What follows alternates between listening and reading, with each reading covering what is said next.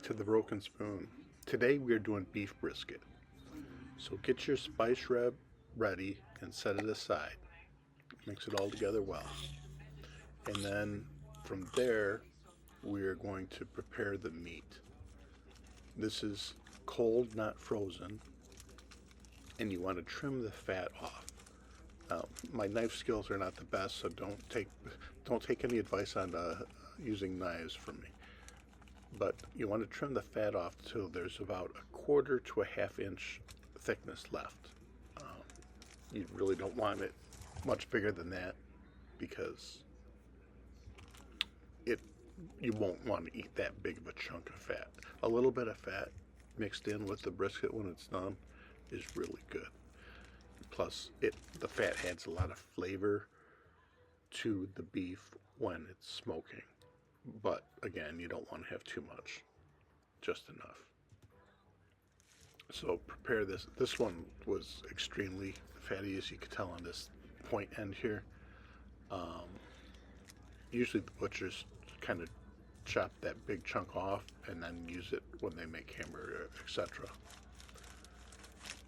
But like I said, go ahead, trim all sides of it down to, like I said, between a quarter and a half inch thick.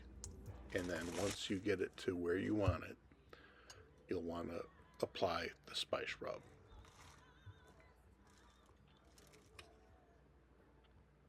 So get the spices on there, rub it in really well. You can use gloves if you want. Sometimes I do. It depends on how spicy the mix is, if I use gloves or not, how cold the meat is. So get the spice on, put it on a rack, put it in the fridge for a good 8 hours, and then take it out an hour before you're going to smoke it. Set your smoker to 225 and get your wood ready. And then it's going to smoke from, could be 10 to 12 hours. Once you get past the stall at 180 degrees, you'll want to take the meat out and wrap it in foil and then put it back into the smoker till it reaches between 200 and 205 degrees.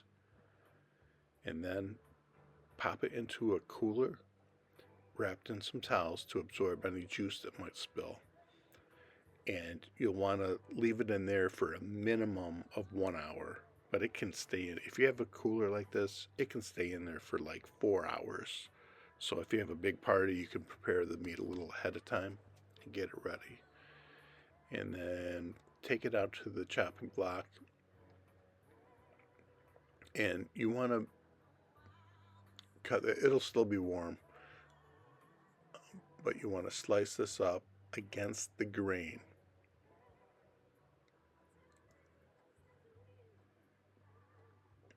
And of course, we'll want to give it a little taste here. And let me tell you, I've made this before. Beef, it's really good. Watch my next episode to find out what you think the best of these three, corned beef, brisket, and pastrami, are. There was a little big chunk of fat that was too much to serve someone, so we'll cut that up, set it aside.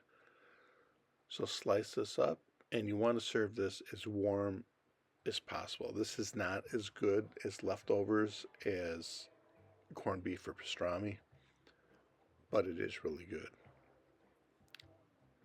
So once you get it cut, get it ready and get it served as soon as possible. Hope you give it a try. Thanks for tuning in, everybody. This is Dean with the Broken Spoon.